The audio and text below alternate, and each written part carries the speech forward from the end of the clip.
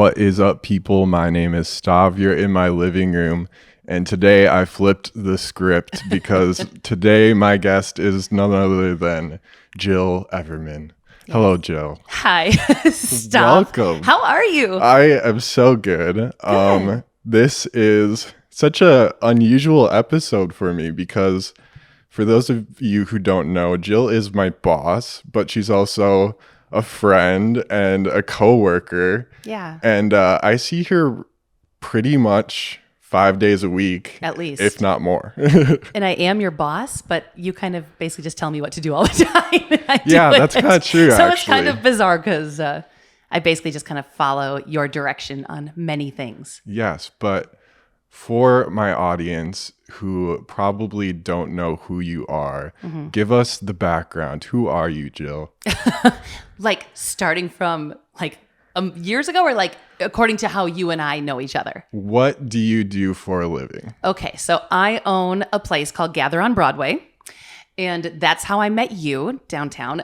Because you were working with which group? I was working with the Good Vibes Good project. Vibes, yeah. And that's how we met you originally, right? Yes. Yeah. But I probably didn't meet you.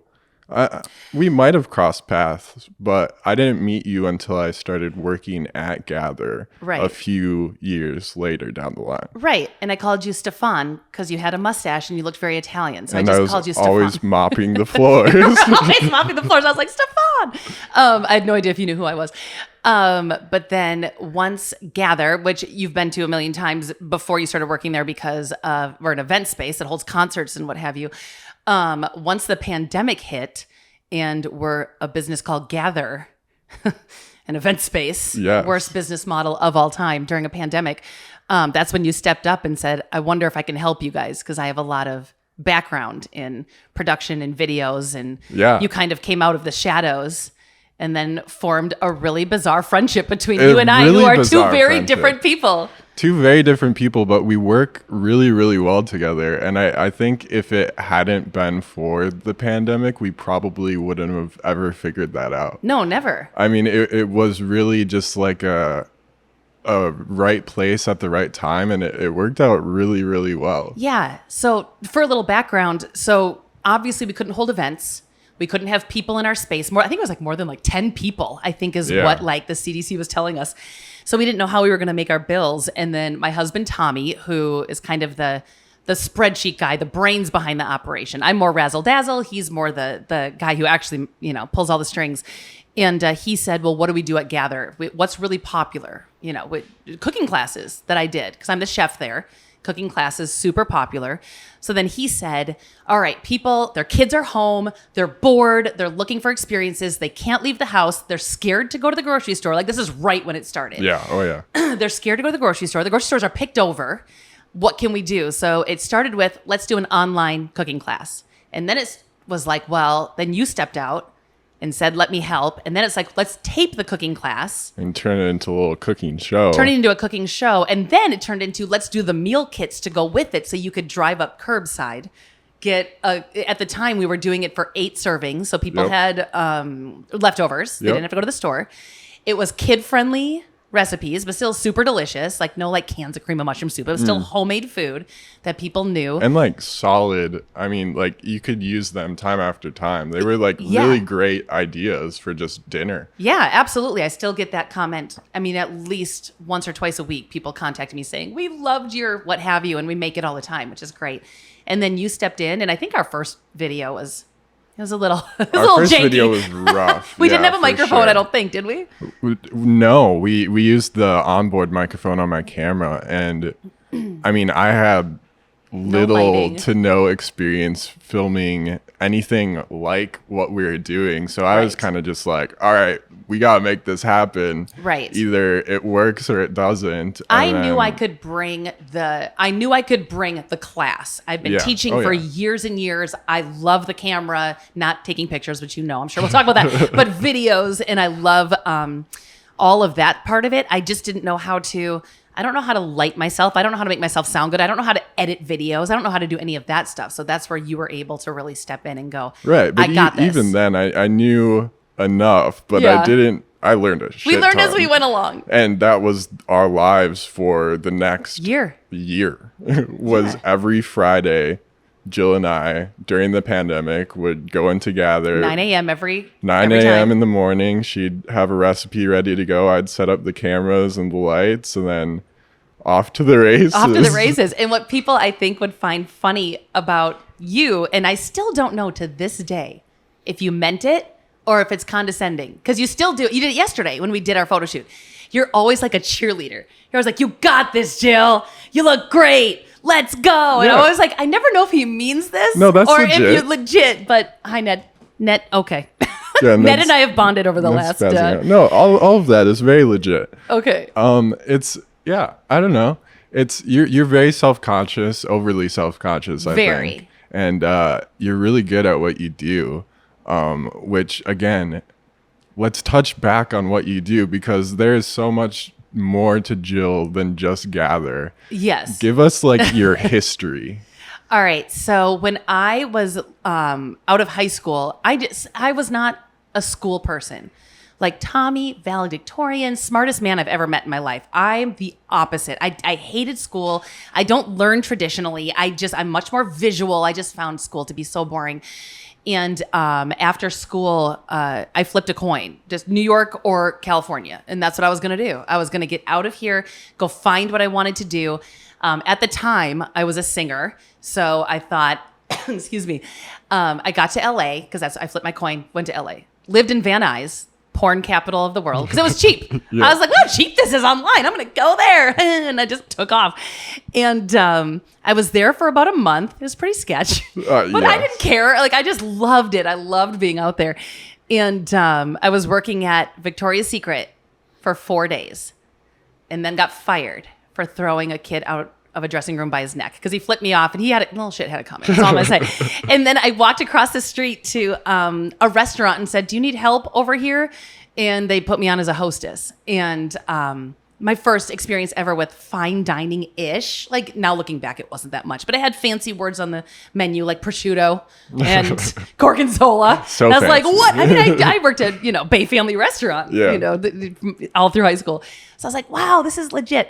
And then, of course, the chef was like 30 and a bad boy and had like piercings and tats. And I was like, oh my God, I'm so in love. And he wasn't a bass player? He wasn't a bass player. Those came later. Okay. The musicians came later. The chefs came first. Okay. The bass player sprinkled in here and there. And immediately, I'm 19. He's like 30. I fall madly in love. And then when we split up, not long after, I decided to go to culinary school to be on revenge. I want to be better than him. I was like, I'm going to go and be better than you. Like, that's legit how I got to culinary school. And this is all happening in California. In California. And I was so young. And I just I didn't know, I didn't have a direction because I went out to be a singer. I was for a short time here and there doing things, but I just wasn't finding my niche. And as soon as I got to culinary school, I mean, from Wisconsin, my mom made casseroles, shake and bake pork chops. I mean, it's not like I knew what an avocado was. I didn't know what an artichoke was. And I got to school not knowing anything, there for all the wrong reasons. And I fell in love within a day. Like, obsessed. Really? It happened obsessed. that quick. And I immediately went out to, it wasn't Barnes & Noble. It was one of those other bookstores that went out of business. And I got Anthony Bourdain's Kitchen Confidential. And I read it immediately. And one of his first things he says in there is, your body is not a temple, it's an amusement park. And I thought, and that has stuck with me. You can take that so many different ways. You really can. But for me, I went, okay. I'm a picky eater. I don't eat anything. I'm going to culinary school. I'm going to go to Chinatown where there's no English on any menu. And I'm just going to point to things and have them bring it. And that's just how I started.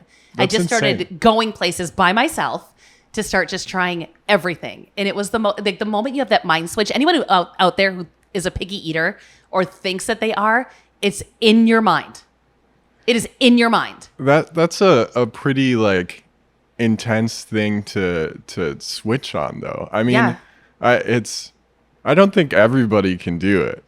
I mean, there's some things. Clearly, my deep loathing of green bell peppers and truffle oil. And there's things you can't tuck yourself into. But you think you hate seafood. You and I have talked about this. Yes. But then I'll make something. You'll try it. You'll go, okay.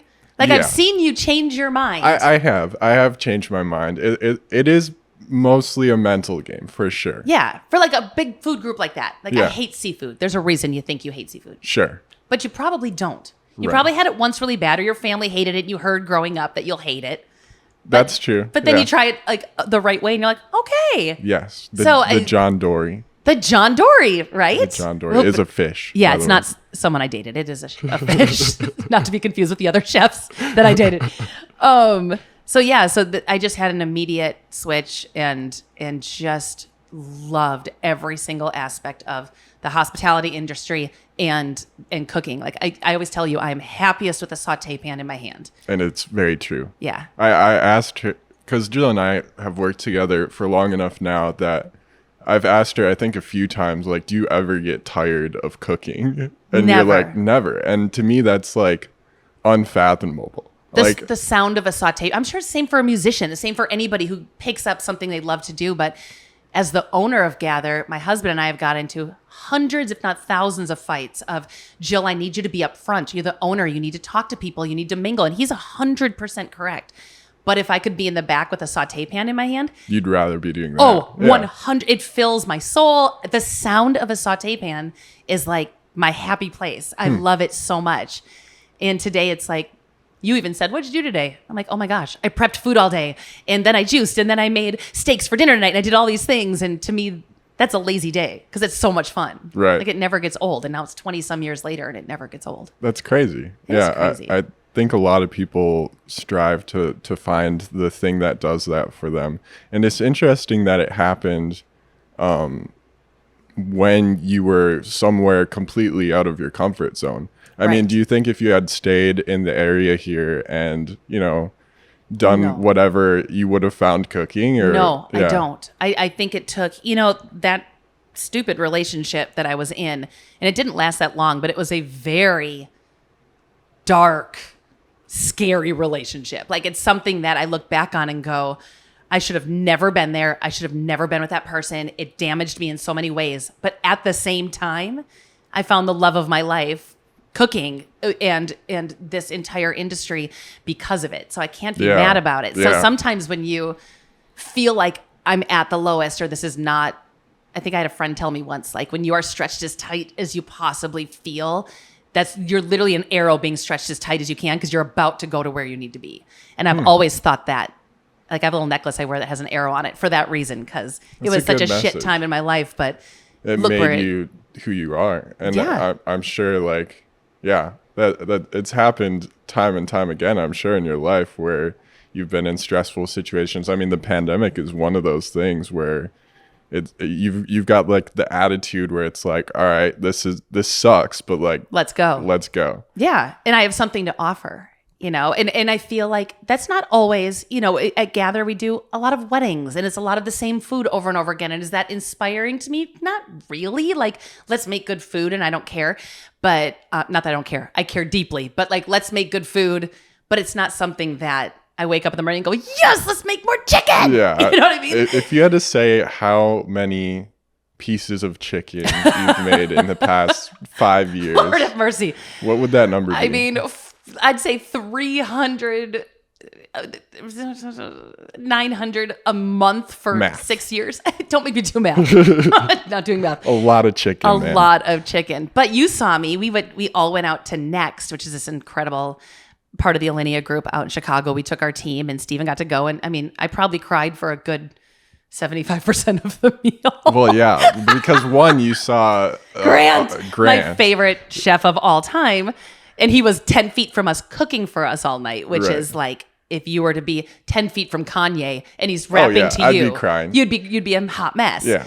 But then, like, even just the food coming out, I was like, I'm so inspired. Like, yeah, no, that was definitely the most insane, like, dining experience I've ever had. Right. And yeah, I want, Jyll, you need to open a restaurant. We have little fires here and there, or little, things in the burners right now here and there. I definitely plan on opening the Burrata Bar at some point and doing some amazing stuff there. Just got to find the right space. And Jill's got a million and one ideas for different concepts here in Green Bay. I do. You're really an entrepreneur in so many ways. Do you consider yourself an entrepreneur? No. Yeah. You know what? The only thing I feel that way about is Chop at Home. Really? That's the only thing that to-go kit, because I feel like we were the first ones to do it. We were the first ones to do it so well. Like your brand, like I am so picky now about people's branding and what they do. I'm so judgmental now. It's terrible. Like there will be places that put up their menus and I'm like, Tommy, look at this font and the branding doesn't match. And why did they do this? Because you're so on point with that sort of stuff. And then you listen to my feedback so well, and then you'll find a way to make it yours, but still, like, I'm so picky about this stuff. But I felt like with Chop at Home, our branding was on point. People loved it. The reception was great. Like everything felt like me, you, and Tommy started something completely brand new from scratch in record time. But that's the only thing you've ever felt like you've been an entrepreneur at? Yes. That's insane. Which is weird because I own my own catering company in California, all these things, but I always have like the Tommy to do the stuff I don't know how to do. So it feels hard to ever call anything my own. Yeah. That's fair. But at the same time, like let's go back to like California, because at some point you come from California back to Wisconsin. Yeah. How did that whole situation come about? So California is so bloody expensive, and neither Tommy and I were in the business. We weren't in the movie business or the TV filming or anything like that. We hated the beach and we hated going skiing. Like there was no reason to be there and spend $2,300 a month on a tiny house. Like it didn't make any sense. And then we have 2 kids and he's stuck in traffic for 4 hours a day. And it just, none of it made sense to stay there. And then we had a high school friend call us and say, look, every wedding in Wisconsin is the same. It's the same roasted chicken, same bad ballroom. I found this building that's an old automotive repair shop. What if I bought it and you came and you were the chef at it? And I was like, there is no way I'll get Tommy, an LA boy, to move to Wisconsin. Yeah. So I did that thing where I brought him here, made sure anyone we hung out with, talk about Star Wars and 49ers. Talk about Star Wars like you love it. So of course, Tommy's like, I love everybody here. And then I was like, now let's just casually house hunt and be like, oh, our house is $450,000 in California, and it's just a hole. Let's just look at a $200,000. Oh, exactly. And he's like, wait, what? And he changed his mind very quickly. So then we came here and open gather, and the first year was one for the books, and it was every issue you could probably imagine opening a new spot. But we came out of it, and now Tommy and I are sole owners, and I'm so not without its issues, but it's such an amazing place to own in this community. Oh my gosh. Yeah. It's really, there aren't many places that are even comparable. And then to come out on because Gather had a pretty rough start. If you go back and look at like our first year of reviews, people thought we were just shady and stealing money. And everything was just a hot mess. Right. Which is kind of valid in not on the fault of me and Tommy. Right, exactly. But you were able to take that and somehow come out on the other end with a good functioning business. Yeah. And we're doing different things. Like that's what I love. Like our tagline, what is it? It's memorable experiences happen here or something like that. You're asking me? Yeah, you should know. You did all the branding. Yeah. You did all the website, by the way. You need to go check out our website because Steven did it. And it's gorgeous. We're doing some SEO stuff, so it's in the process. Gosh, what does that stand for again? Search engine optimization. Every time you and Tommy say that, I nod my head and smile, and every time I go, I don't know what that stands for. Yeah, so it's looking all right. We're in the process of some changes, but yeah, I love it.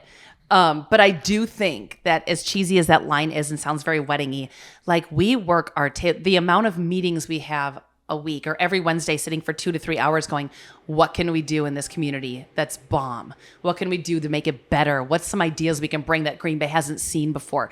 Like things like that to me are what keep me excited. If we did the same thing day after day, I would be so bored. And I love like the crazy stuff we've brought in that is so different. And then your branding on top of it of how we promote it makes us so legit, in my opinion. Yeah, no, but I'm in the same boat. Like if the beautiful thing about a wedding and events venue is it's just that every day is different if we were stuck doing the same thing over and over and over you'd be again. so bored because you're so creative. You would be so bored. I couldn't do it. And that's why, like, yeah, the flexibility of being able to just work on something completely new every day is so nice. So what do you think? I'd like to ask you a question. So like yesterday I'm doing a wine dinner coming up, and we always kind of take creative photos of me for the promotion of it. And do you ever get nervous bossing me around? Like when you're like, I need you here. It's going to be dark. You're going to have to trust me. Light a pan on fire. Like, do you ever go, she's never going to do this? Let me give them some context. Yeah, give some context to this. Jyll does Taste, which is this amazing 5-course like wine and dine experience.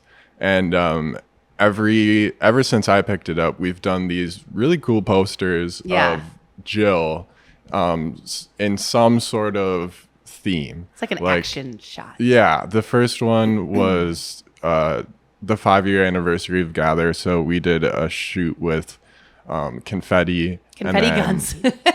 Yeah. The next one was seafood, where you had me like in sludge. No, the next one was Fall Harvest Dinner, and we were at my parents' greenhouse. Yes. And then it was the seafood one where we had Jyll out by like the bay, literally wading through. What are those things called? Waders? You were in waders. Waders, yes. Wading through like mud, and it was really gross. With a fishing pole. I got stuck. Yeah, but the pictures turned out great. And then this time we were struggling for a little while to come up with a concept.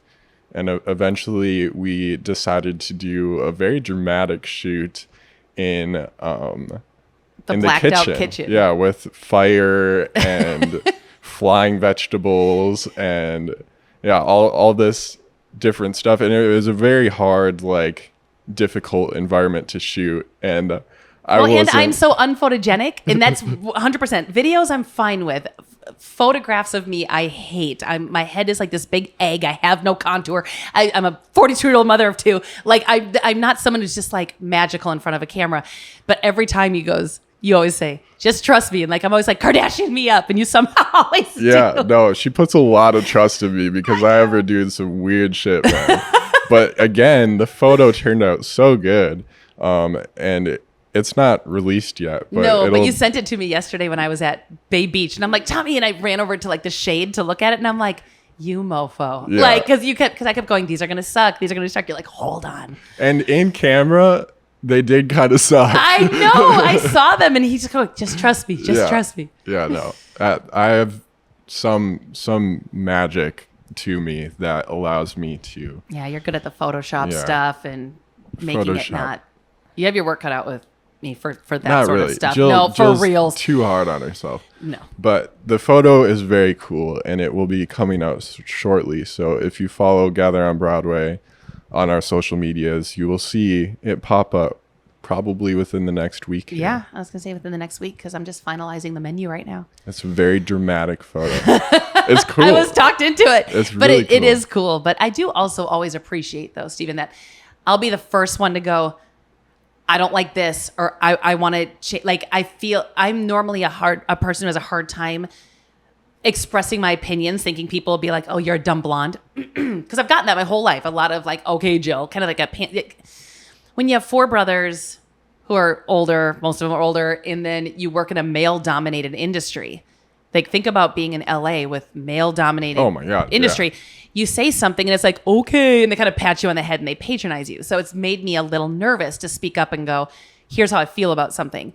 And I feel like our year of working on Chop at Home has created a trust that I have with you that I can go, I don't like that font, or can we center this? Or, hey, can you add more lighting to this, or what have you? And I don't think you've ever been like, okay, Jyll. No. Like, you'll always go, oh, valid, or you'll fix it whether you believe me or not, or whether you trust what I'm seeing or not. Well, I as a person always appreciate people who are very upfront and vocal about their thoughts and communication. And then I obviously am always very upfront and vocal about my thoughts and opinions too. So it works best when people talk to me in that way, because then I'm like, okay, obviously I'm not taking it personally. This is what needs to be done. This is what she wants to happen. And I've never been a person who ever looked at branding or looked at fonts or any of those types of things until we started doing Chop at Home and started really delving into our brand and things like that. And now it's kind of weird. Now I enjoy it. And now it's kind of like, I like bringing ideas and going, okay, for the drag show, what if we did legs and what if we did this? And like kind of that collaboration where I say, here's the shell of an idea, now run with it. And how it turns out, like, that's been really fun for me. Oh, it's incredibly fun for me too. I just like creating stuff, and I think you do too. And at the heart of that is just like collaboration. Yeah. So you have ideas and we execute them, and they always turn out good. Well, I think we both also have. How did you do in school? Were you awesome at school too? I was good at school. Okay. I wasn't awesome. I struggled a lot early on. Because you have kind of an artist brain. Yes. And I have more of an artist. We were very creative. Visual people. Creativity. Yeah. So I think that's where this is meshed very well, because normally you wouldn't put a Swiftie with a Kanye fan. But seriously. However, Seriously. Because I think our brains align in that kind of creative mode of creating new things. I love being that as a chef. You love that with everything that you create. I think that that's just been very easy. Oh yeah, it's such like a unassuming like relationship, because like I never thought me right now would be doing the things I'm doing, and I mean enjoying it as much as I am. Like it takes a turning point in your life or a change in events for something like that to happen. Sure. And it's really cool the way it's worked out.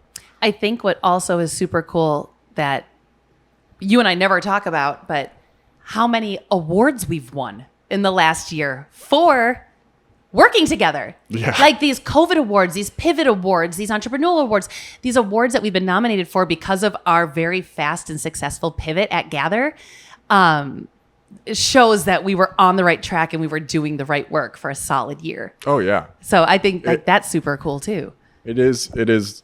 Obviously, you always like to get recognized in some form or fashion, and to have that validation behind you to say like, okay, we took literally nothing and made something out of it. Like, it makes me go like, in the future, okay, I can do that and apply it to anything I choose to do. As long as you believe in it. Exactly.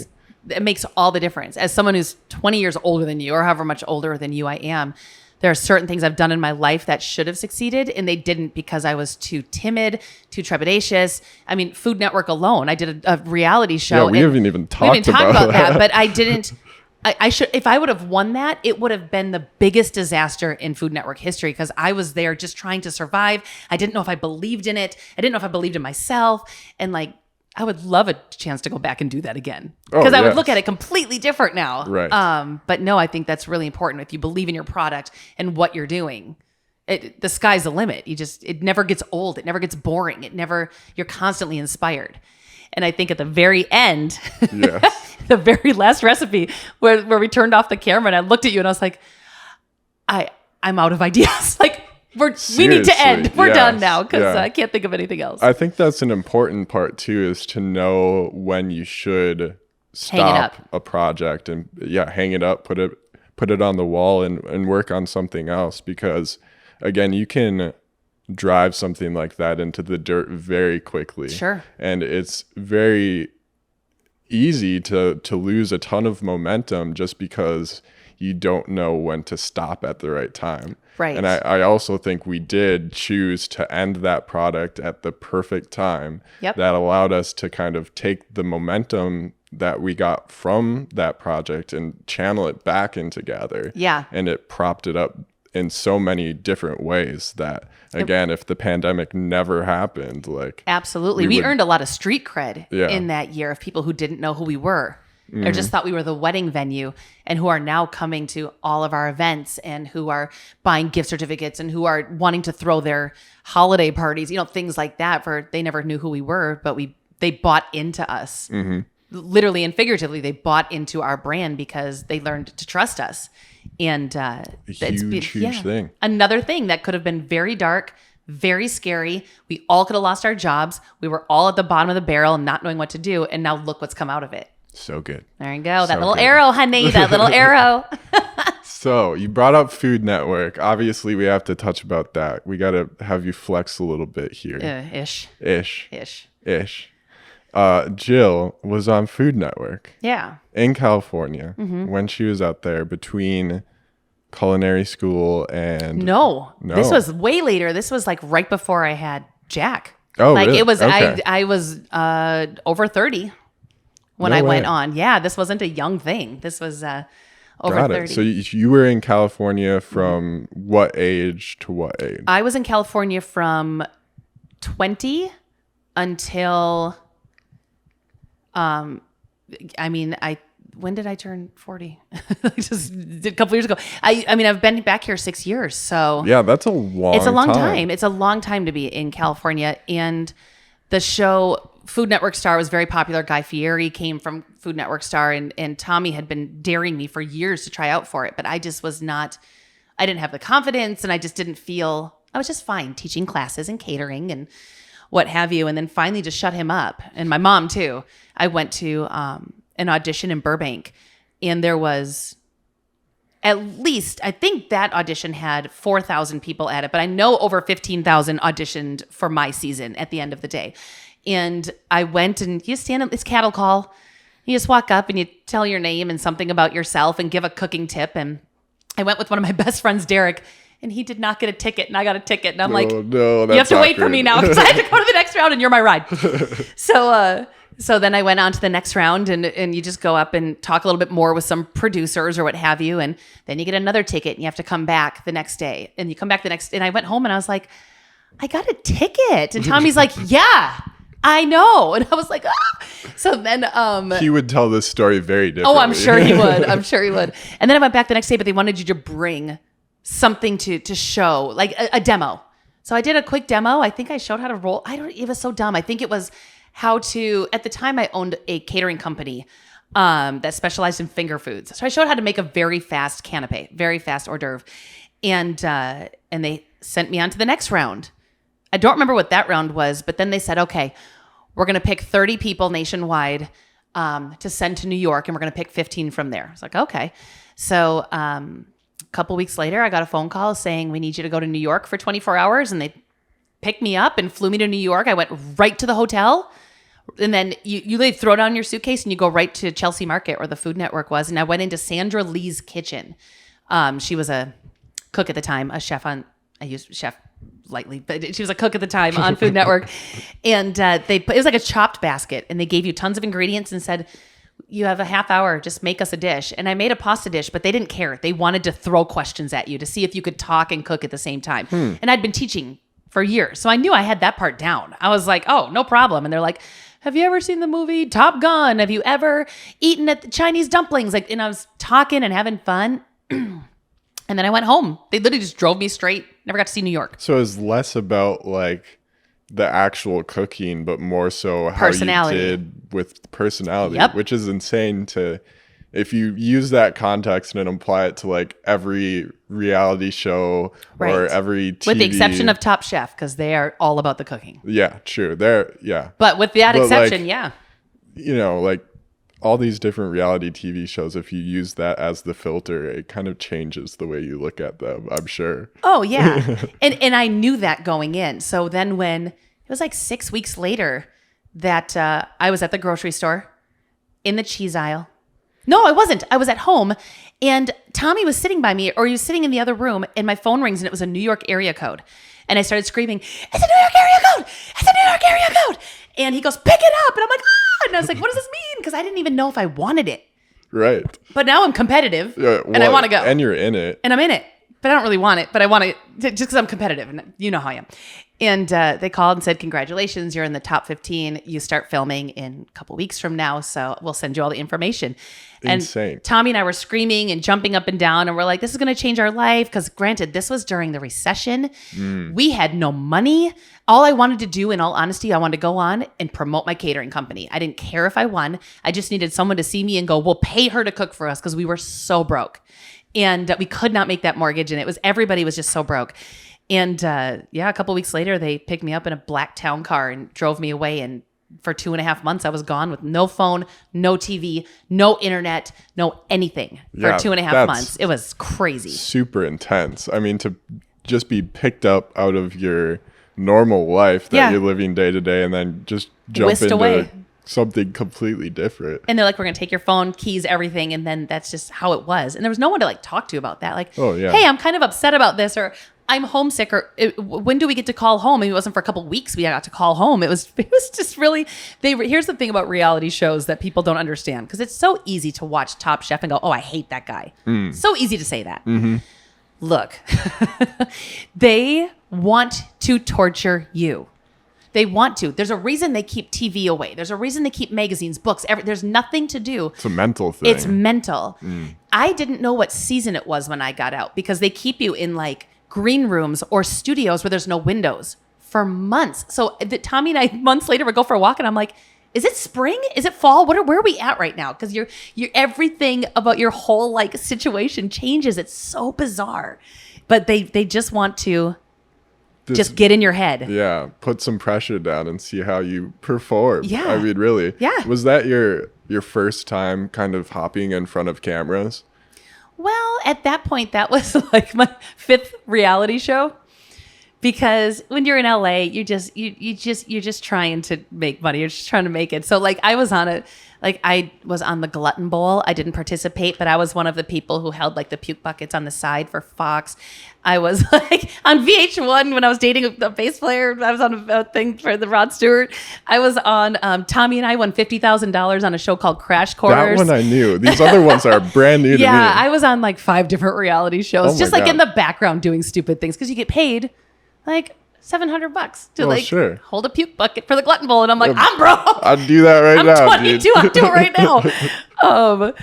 But that was my first time. I've been teaching for a long time, but that was my first time camera wise, and I won. I made it to the finals in New York, which was insane because I didn't want to. Every time I was like, they're gonna kick me off, and I can go home, and then I'd keep going through, and I was devastated because I was like, I hate it here. I feel like anybody else in that situation who's trying out for a reality TV show has the exact opposite mentality. They're like, this is my life. I got to make it to the end. If I don't make it here, that's it. But the funny part is you had the exact opposite reaction. There's this episode where Wolfgang Puck yells at me, and it was a big enough deal that I trended on Twitter for 10 seconds, 10 or 11 seconds, and I trended on Twitter because Wolfgang Puck was so mean to me. And after that happened, you're standing in front of the judges, which, by the way, just so people know, takes 6 to 8 hours to film. In front of judge. That's for Bachelor, that's for Survivor. Anything you do takes that long. So it's miserable. And they said, Jyll, and I was like, let's go. Like, I'm going home. And they're like, congratulations, you made it to the finals. And you see this clip of me, you can find it online, where I cover my mouth like, as though I'm happy. And I'm like, no, I was so mad. I was going to New York. I was not meant for that competition. But that's what we were talking about. I didn't believe in myself at all at that point. My whole point was, don't embarrass yourself, just survive. But I ended up winning 5 out of 8 camera challenges and doing really well on the show, with the exception of like a couple of little things. So I can only imagine if you went back on a show like that. Oh, now I would just kick balls ass, to the wall. Yeah. No problem. You definitely kick ass. Yeah. And even if I didn't, I would have the courage to stand behind my food. I would have reasons for why I did things. I wouldn't be so timid and so homesick. No offense to my family. I love them dearly, but like now you have the perspective of there's an end. Yeah. At the time, you're like, this is my life forever. This is terrible. I'm going to be here. I'm going to be here forever. I don't want to win. I didn't want to win. And then they would ask me to come back and do Chop or, what's the other, Cutthroat Kitchen. Oh, yeah. They bring you back. They bring you back. And I was like, no, I'm good. I'm good with the reality TV. So if there was a reality TV show that you had to hop on, cooking related or not, what would it be? Wow, that's a really interesting question, because they don't do my show anymore. Because that show was actually perfect for me. Now at this age, and loving being in front of the camera and teaching and feeling like I found my groove. What's funny is I'd probably insist that you would have to come along with me. I'll I don't even know what I would do. I'd probably just... You would be in charge of it, because don't you remember a few months ago, someone tried to get me to be part of their channel, and then I saw their production and I was like, if Steven doesn't come and shoot me, like I'm not having these fools that don't know anything about lighting or anything about what they like set up or anything. It was so janky. We do a little YouTube show on the side. Jyll does. And I film and edit all of the videos for that. And yeah, you had gotten reached out from this like a TV channel, which they seem to be, they have something. They have something. But it wasn't anything spectacular, because when they started sending stuff to Jyll, this, whole network with, I'm sure, a ton of people behind them. Right. I liked our stuff better. Yeah. It was weird, but you and I were watching it and I was like, is it weird that I like what we do better than what I'm seeing here? Yeah. Like, so, I mean, I would do my show again if it still aired, just because it's a mix of personality and teaching, and you're not trying to reinvent the wheel. You're just trying to bring really good food into people's homes, which is what I think my wheelhouse is. I've worked in some beautiful restaurants, some award-winning restaurants in LA. I love dining that food. I love doing taste, where I can bring a little bit of that flavor into it. But really, I mean, since I turned 40, my whole focus is just food that tastes really fucking good. And that's all I care about. I don't care if it's beautiful. I don't care if it's plated well. Do you love it? And if you don't love it, then what's the point? Yeah. Which is, it's a pretty unique take on food too, because I don't think there are a ton of like high level chefs out there who all the high level chefs really focus on like the way things look, oftentimes more than the way it tastes. Like even when we went to Next, like there were some that we didn't like courses, where it just didn't taste good, but it looked really cool. Yeah. But like, I don't know, some of the stuff just wasn't working together. Isn't that funny? One thing, I've gotten really into food since I've met you. Like the level of knowledge I gained from filming hundreds of hours of you cooking. Like, I felt so bad. You have had to watch me so much in your house. I feel so bad. I feel like I could jump in a kitchen right next to you and do pretty well. I completely agree. I feel like you've watched enough of me, and you started out a good cook because your parents taught you about food growing up. My parents were very, very helpful when it came to food, because they grew like literally, I don't want to say a majority, but legitimately a majority of our food that we ate as children. See, that's really interesting when you start them that young and you're growing it yourself, because you tell me things that your parents would make for you when you were little, and I was like, oh my gosh, I didn't have that till I was 25. Yeah, but I also would sit at the table for like 5 hours because I didn't like Where's my chicken nugget? Right. Yeah. Yeah, but you can definitely, I know you can throw down in the kitchen, and I know that like even you bring lunch constantly to work, and I was like, what'd you make last night? Like we can talk food. Oh yeah. All day. Sometimes my... your 2-day ham sandwich from the car. Yeah, we still don't love that. Listen, I made a ham sandwich. With mayonnaise. Dairy. I didn't eat it the first day. In the car. Warm in the car. You're not helping. I had it the next day and it was fine. Well, there's something to like boosting your like immune system. That's the way you gotta like just give them tiny bits of E. coli. They'll get used to it. I think that's how that works. No, that's really interesting that you brought that up about Next, though. I think that's really interesting, just because there were some of the food there was so beautifully, all of it actually crafted and put together. But there were some things we put back, all of us put back on the plate and said, they didn't taste this. This is not balanced. This is super bitter, or something burnt in it, or something did not taste good. Whereas it's such a focus of mine as I've gotten older. Just make it taste good. Just make it taste good. Make it taste good. Easy peasy. So I want you to tell, you have one of my favorite stories is with your beef with Snoop Dogg. Okay, look. So you do a lot of things when you're in LA to try and make money and try and make it. And when I first got out there and I got fired from Victoria's Secret after a couple of days, I went and worked at a recording studio. And we got legit people in there. This is when like the animation started bringing in all the celebrities. Like they taped Shrek there. It's like Mike Myers would come in every day and stuff. And like that was super cool. Oh, whenever Snoop would come, it was just, my heart would drop. I knew what was happening. Like 3 or 4 cars. What are those long cars that bounce? Oh, like lowriders? On the tower. Yes, like 4 lowriders would show up. 30 people with him. Maybe one that's a musician. The rest were just entourage. Yep. This was a very high-end studio, right? Like how did you, before we jump into the story, how did you land that? Well, I was originally signed to a record company when I got out there. Okay, so I missed this part. Okay. When I first got out there, the Spice Girls were a really big deal. So they were trying to make an American version of the Spice Girls. So there was an open audition at this huge music studio out in Hollywood. So I went and auditioned, went through a couple rounds, I made it. So what the fuck? I don't think I ever told you that. Stacey Fergie from the Black Eyed Peas, she was in it with me. Anyway, she was just Stacey at the time though, but now she's Fergie. She was also in Wild Orchid at the time and going into Black Eyed Peas, so she wasn't that committed. Anyway, don't look at me like that. I am caught off guard. I know. I'm sorry. I have so many weird things.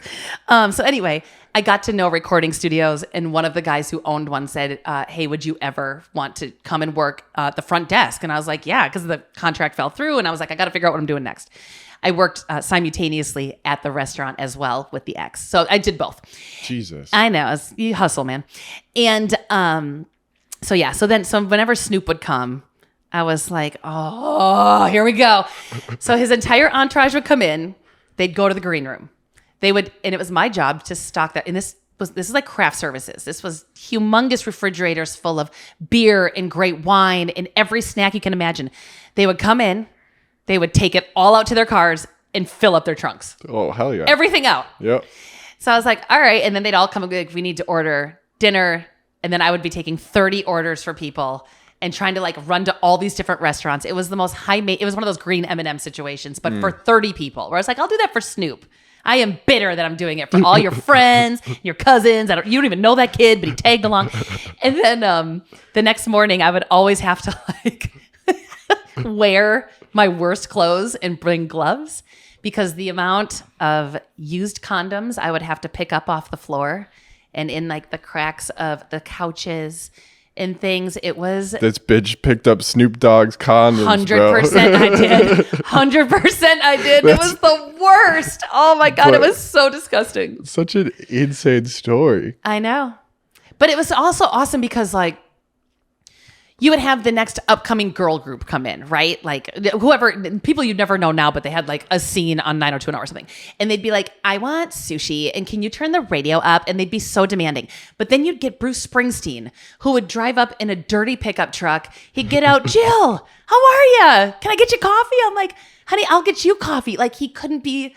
Like all the badasses were badasses, and all the up and coming, their entitlement. I would just look at them and be like, "We will not know your name in a year," but the legends were legends for a reason. And Snoop would be. I will give him this. Whatever his entourage did, and he really is one of the weirdest looking human beings on the planet.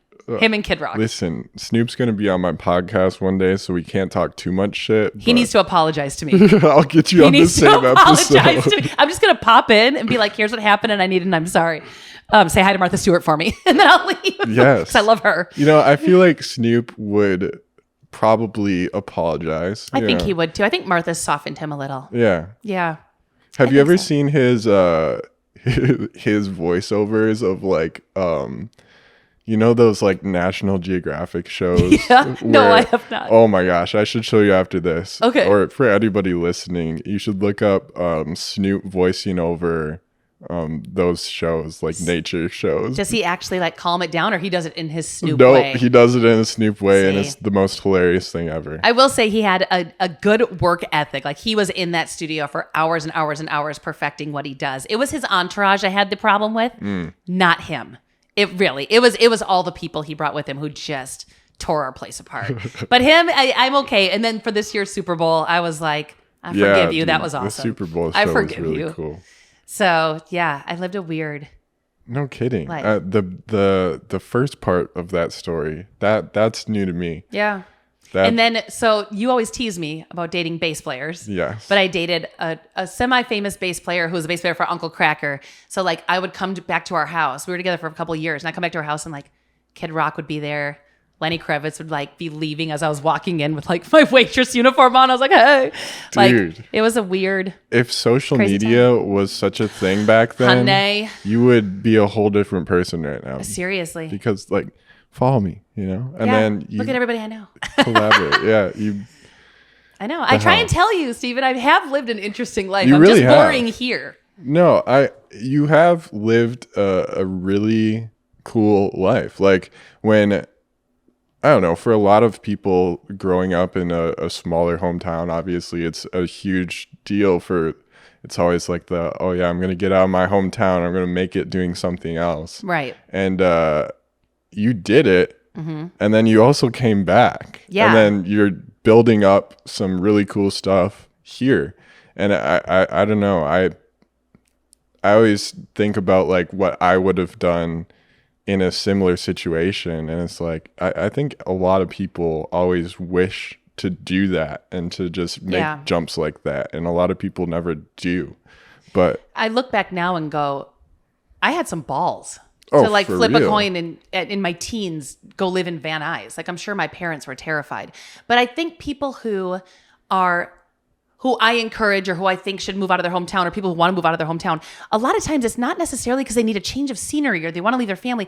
It's because they think they can't get what they want from this town. So if you can find a way to be creative, to fill your bucket in what you do, you can make it work wherever you go. At the time, I didn't know what I wanted to do and I couldn't find anything here. Whereas now I have the hindsight. I've tried every career. I dated everybody. Like I really went through the trenches to figure out where I was supposed to land. Yeah. I'm so glad I did.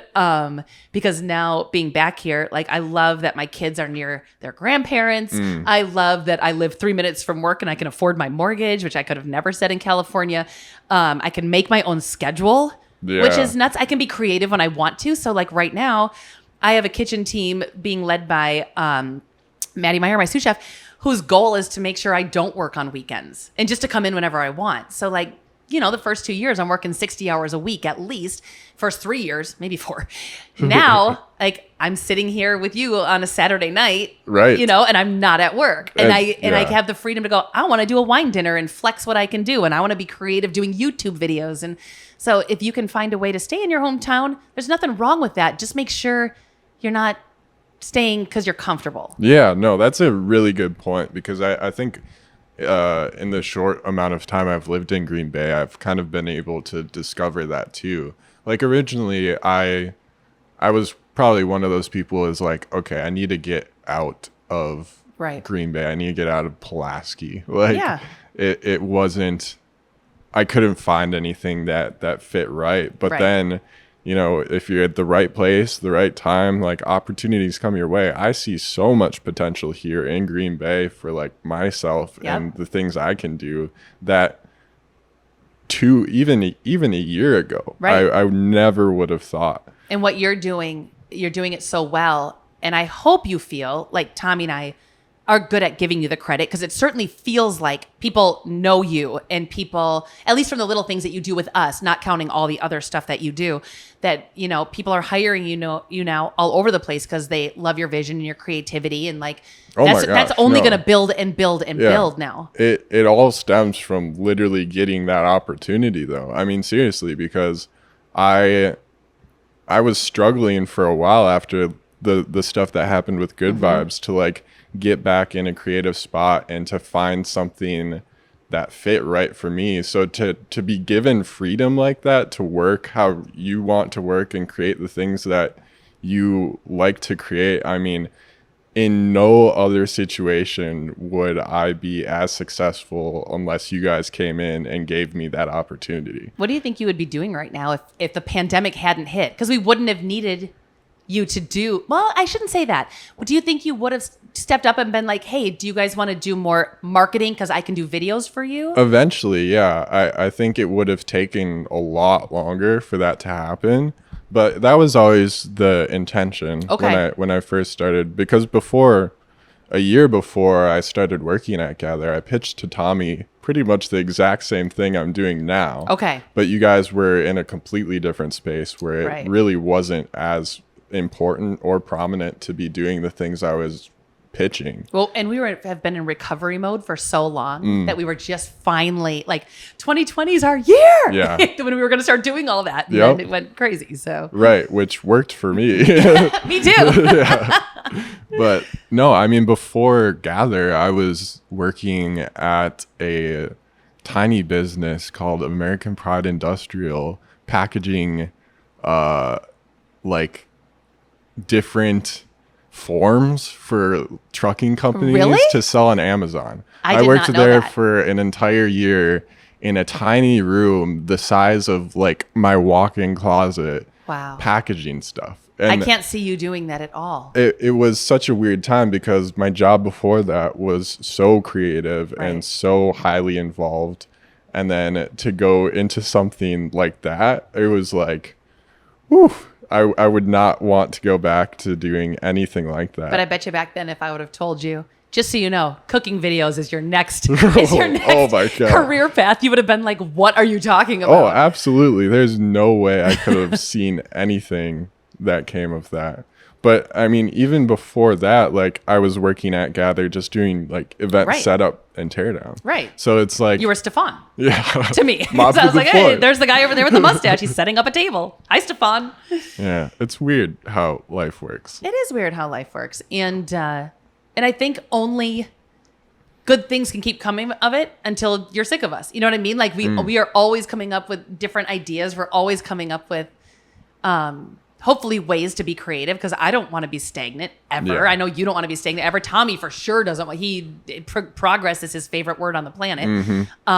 So, you know, until you get sick of us, I feel like it's going to be a great collaboration for as long as we can milk it. Well, even like, I don't know, like outside of just Gather, like I feel like there's a long road ahead of us just working together on different projects because at some point I'm going to get tired of posing as a white girl making Instagram captions for weddings, you know?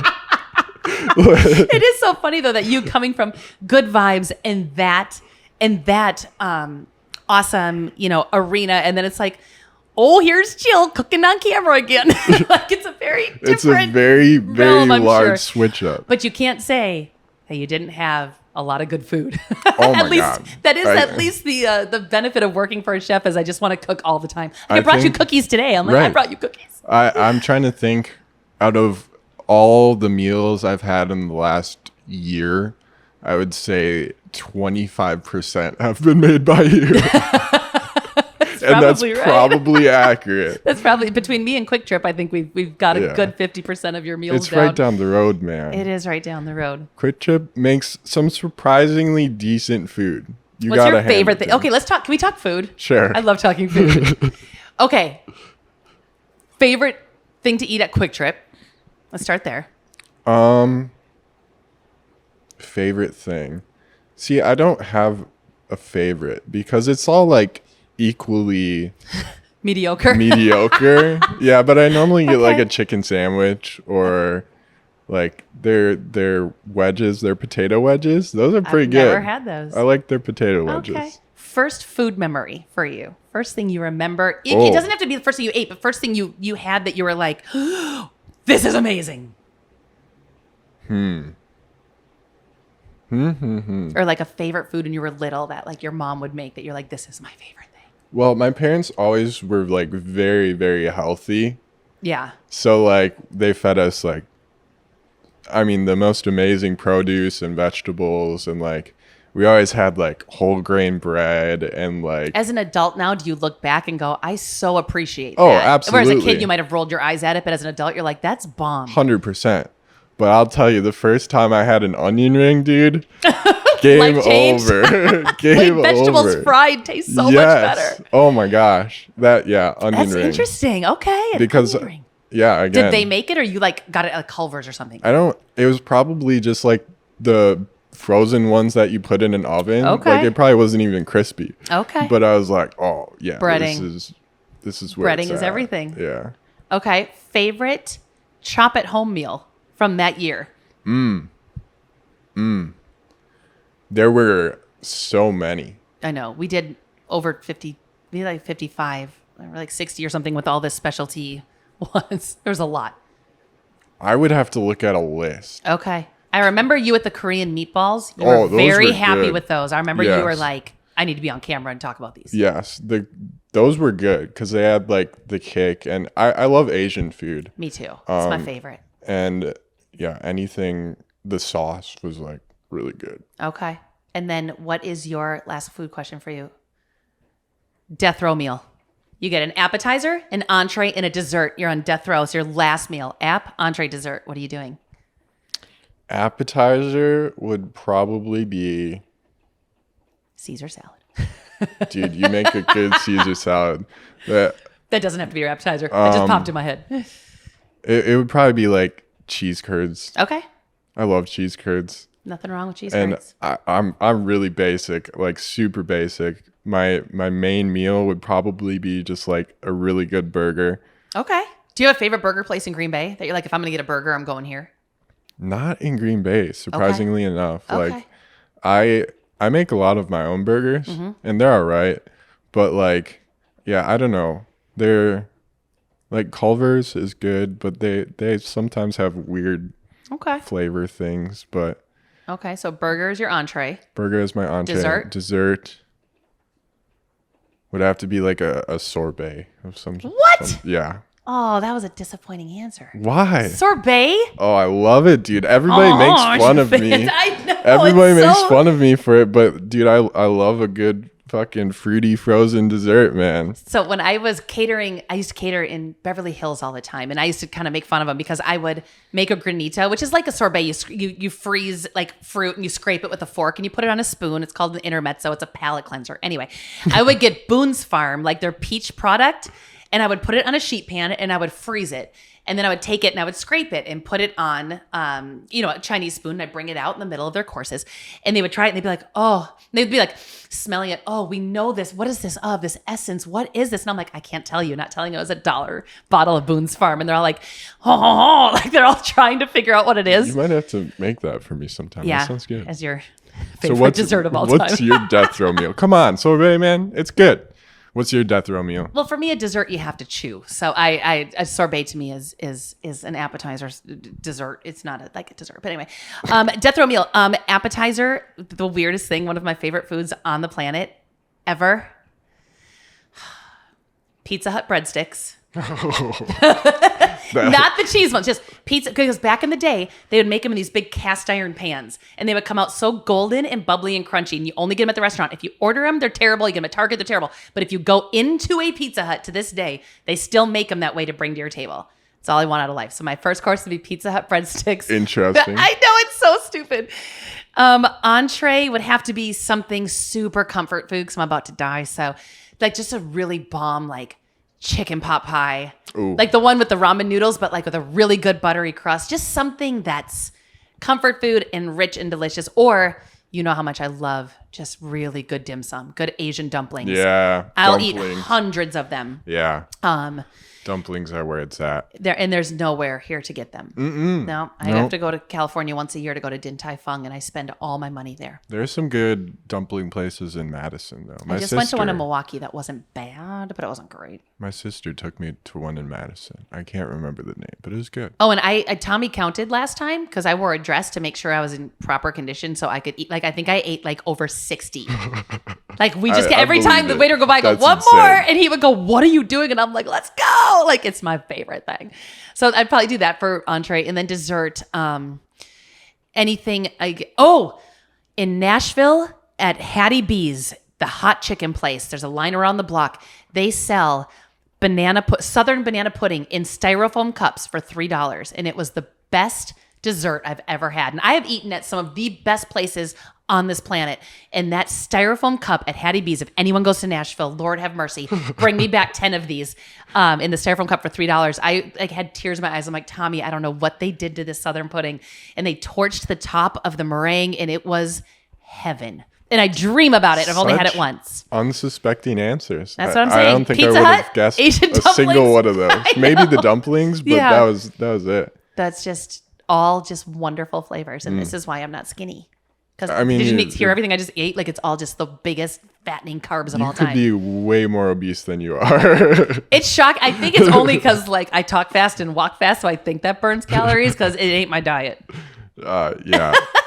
I mean, listen, we're both pretty skinny. Well, you're my goal weight. I always say that. I'm like, Steven, you're my goal weight. Someday I'll get there. And you're my goal weight. I'm trying to bulk up a little bit here. You're doing a great job. Yeah, I brought you thanks. cookies to help you. Yeah. Well, yeah, I'll burn them off in 0.5 seconds. No problem. Well, Jyll, we have been talking for an hour, believe Have it we or really? not. Oh, and I could sit and talk quick. about food for a solid I 2 know. more hours. But no, that's awesome. Thanks for having me Well, over. thank you so much for coming out. This was really fun, actually. We should definitely do this again. Get you back out because I'm sure there are like 50 million stories that we just glossed over Probably. about dating famous people or You know those bass players. being in a band that, All the things. yeah, incredible. I know. Me and Snoop Dogg, best friends. Jyll, What else do you want? Next time we'll talk about music yes. on your We podcast. didn't That'll even take talk a about music. because Fuck we don't Taylor have time Swift, for that. bro. Fuck Taylor Kanye, Swift. he's an idiot. Oh my God. Yep, here we are. we got ended. Jyll, shout out your social medias so people know where to find you. All the right. young kids out there. And you have to like it because Steven does pretty much all the production on almost everything Well, on not, there. not like so- your personal stuff. Chef Jill's Chop. Yeah. Chef Jyll, Jyll. Jill's Chop, CHOP. And we have a YouTube channel, Instagram, Facebook. But I don't really post on that very often. But, just fun food stuff. The YouTube videos are solid. They That's are all about. solid. I think they're really good. And we're going to have some new fun ones coming up. So Yeah. And follow Gather on Broadway. We do a ton of stuff. Yes, out we there, do. So check it out. Without further ado, Jyll, thank you so much for coming out. I'm going to press this button now. Wrong one. There it is. You keep pushing the button.